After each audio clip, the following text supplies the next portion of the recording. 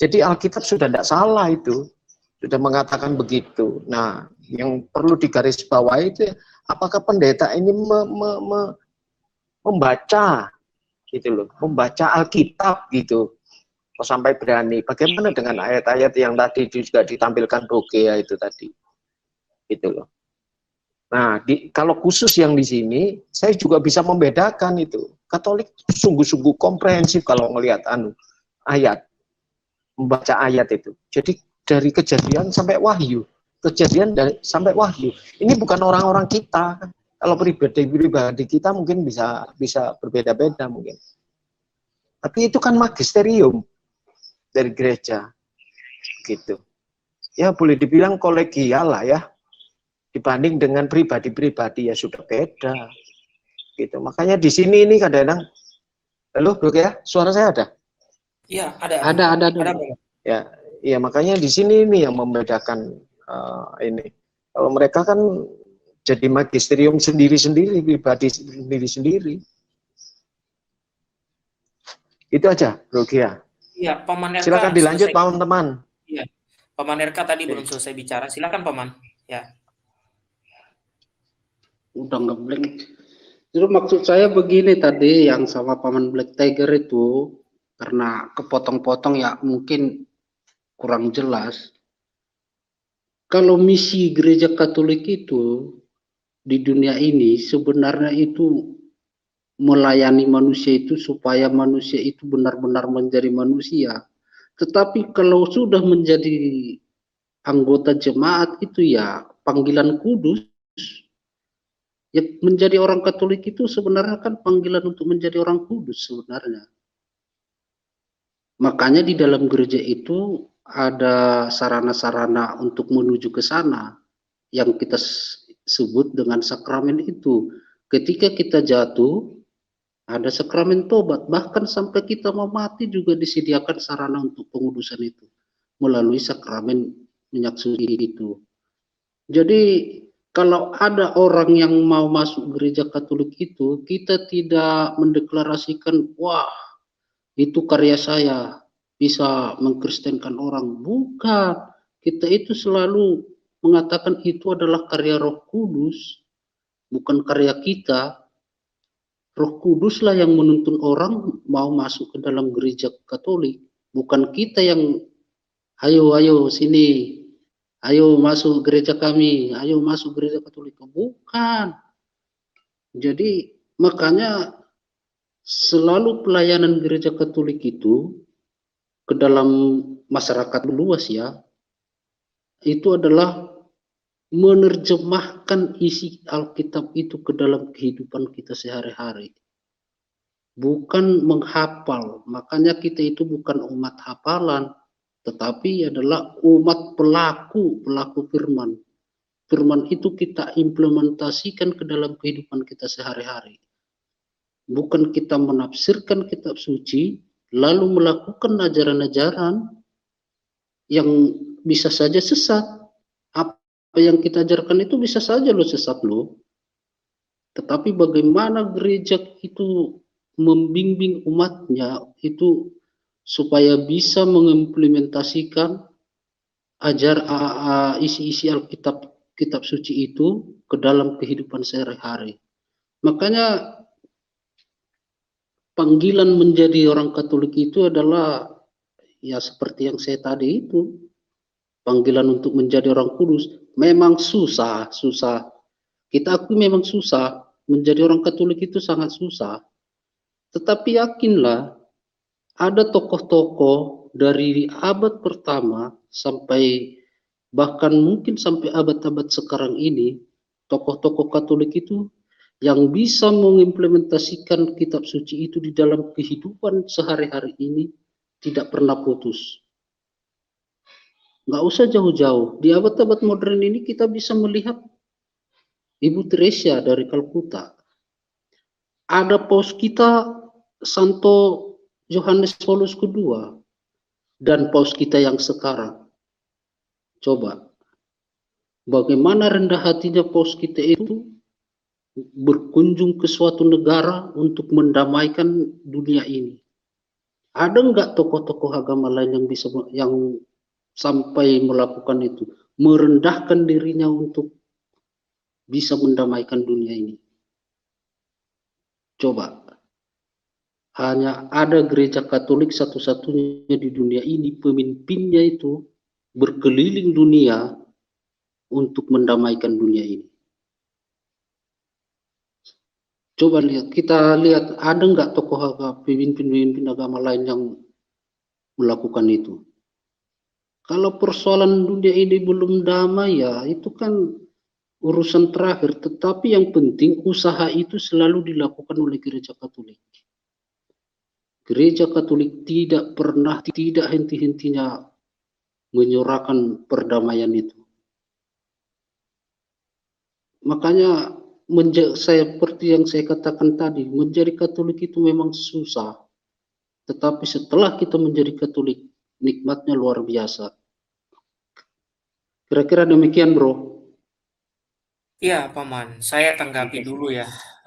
Sangat luar biasa penjelasan dari Paman RK, bahwa memang kita orang Katolik itu istilahnya begini. Kita itu lebih mengutamakan kualitas, bukan semata-mata kuantitas.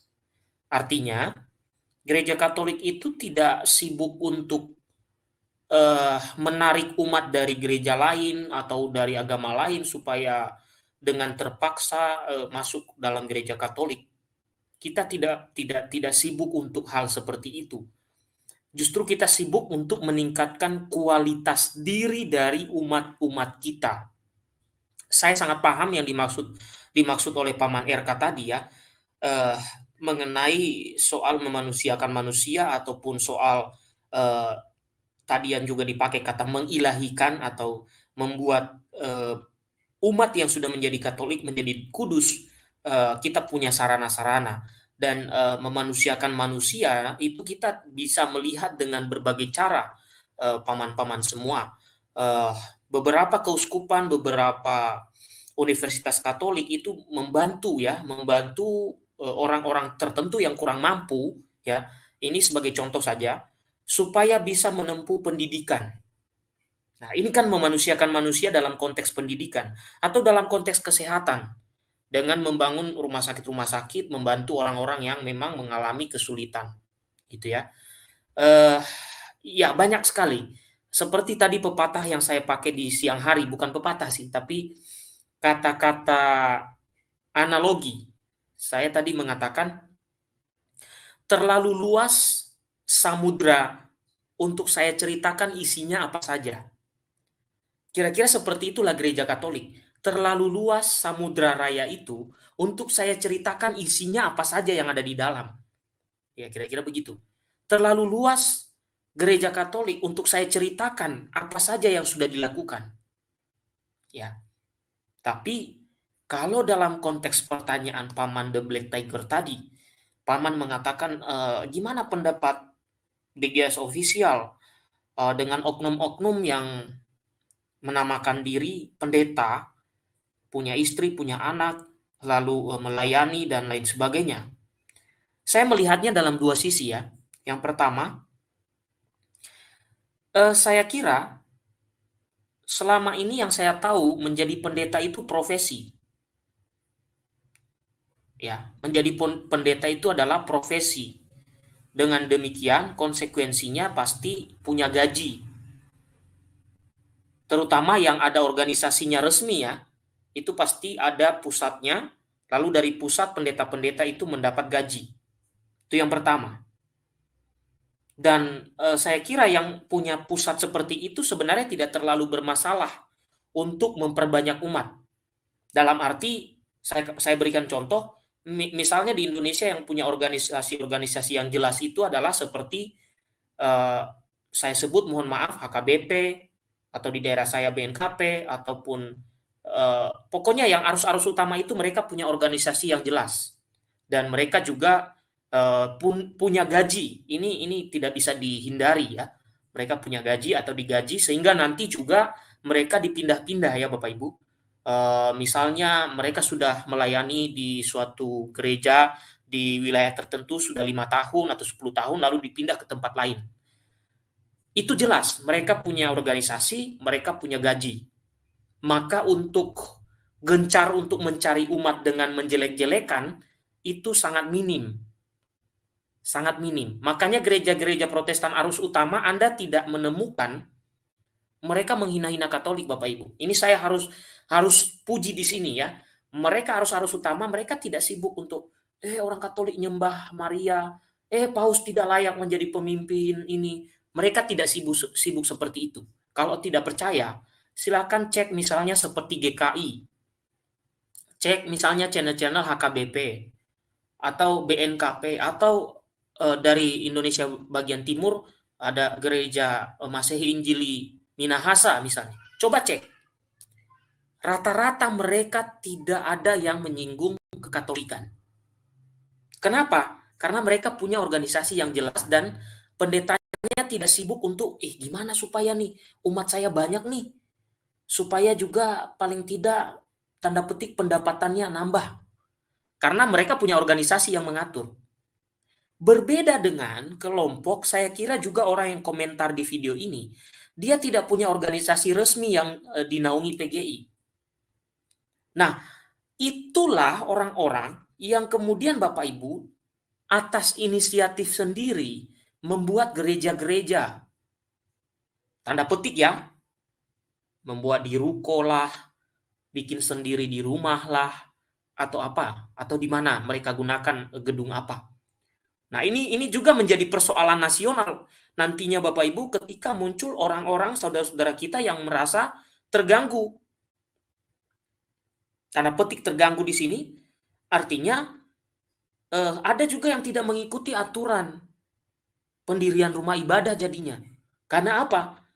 Karena orang-orang yang terlepas dari organisasi-organisasi tadi setelah dia lulus sekolah teologia atas inisiatif sendiri, dia mendirikan suatu kelompok komunitas yang lama-lama itu berkembang jadi gereja kecil, lama-lama dia mencari cara gimana supaya jemaat dari gereja lain, dari gereja Katolik, dari gereja Protestan mainstream, supaya masuk kepadanya, masuk ke dalam gerejanya. Salah satu cara yang dilakukan adalah, pertama, doktrin Katolik, gereja Protestan mainstream diserang doktrinnya. Yang kedua, ya tadi itu, mereka bisa jadi mengajak-ajak gitu ya, mengajak, kamu hari Minggu ke gereja mana? Nah, mungkin orang itu mengatakan, saya gereja Katolik di sini nih. Ayolah sekali-sekali ke gereja kami. Nah, ketika kita datang nanti disambut dengan luar biasa Bapak Ibu. Nanti diminta, tolong tamu baru dicatat alamatnya, dititipkan nomor teleponnya, nomor HP-nya. Minggu depan kalau kita nggak datang, kita di SMS. Kalau zaman dulu ya, di SMS atau di WA. Ke zaman sekarang ya, di WA. Kok tadi saya tidak lihat kamu datang?